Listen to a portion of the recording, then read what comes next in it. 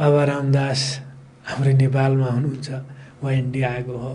सुनसरीको रामधुनी मन्दिर, जो धेरै मान्छेहरूलाई थाहा छैन रामधुनीको बारेमा, जहाँ भगवान् राम, सीता र लक्ष्मण त्रेतायुगमा वनवास आएको बेला त्यो मन्दिरमा विश्राम गर्नुभएको थियो र त्यहाँ रामले बालेको आगो अहिले पनि त्यहाँ बलिरहेको छ। त्यो मुढामा अहिले पनि त्यही आगो बलिरहेको छ भन्ने कहानी छ र आगो पनि छ।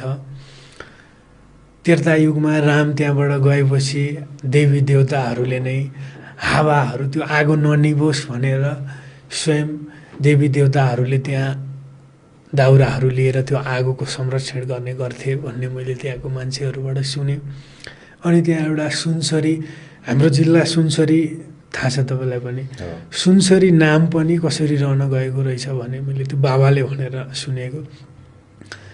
रामधुनी मन्दिरको थोरै पछाडि सुनसरी धारा भन्ने छ, जो चाहिँ रामले बाण हानेर निकालेको भन्ने मैले थाहा पाएँ।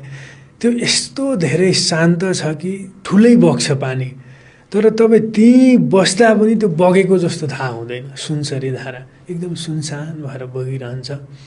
त्यही आश्रममा बाबा रामदासजी महाराज हुनुहुन्छ।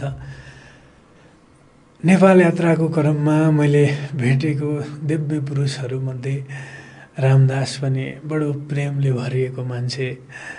बाबासँगै बाबाको आश्रममा भएको गौरी गाई, जोसँग पनि जति धेरै प्रेम मलाई रामदाससँग छ, जति प्रेम मैले अन्य साधु सन्तहरूमा पाएँ, त्यस्तै प्रेम त्यो गाईसँग पनि। जो गाई रामधुनी मन्दिरमा गौशालामा कोही 200-300 भन्दा धेरै गाईहरू छन्। अरू गाईहरू गौशालामा आउने जाने, बन जाने, हेरालाले हेर्ने गर्छन्।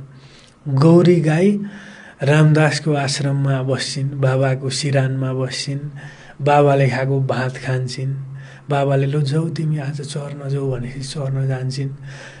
बाबाको धुनमा रुन्छन्, सत्सङ्गमा कहिले रुन्छन्, कहिले हाँसे जस्तो गर्छिन्, कहिले मान्छे जस्तो गर्छिन्। त्यो गौरी गाईको अनुभूति त्यो चाहिँ मलाई बडो, कोही मैले ऋषि महर्षिको बारेमा सुनेको थिएँ। रमण महर्षि हुनुहुन्थ्यो भारतमा, उहाँको आश्रममा पनि एउटा गाई थियो, जसलाई चाहिँ त्यो गाई चाहिँ यस्तो कि अन्य भक्तहरू बाबाको सत्सङ्गमा आउन नआउन कोही बेला आउँदैनथे, तर त्यो गाई भने नियमित रूपमा बाबाको सत्सङ्गमा आइरहने। त्यस्तै मलाई त्यो गाईको याद आइरहेको थियो गौरीसँग, कि गौरी त्यस्तो गाईसँग म पनि कोही रात रामधुनीमा बसेको थिएँ, त्यो गाईसँग शान्तिको अनुभूति गरेको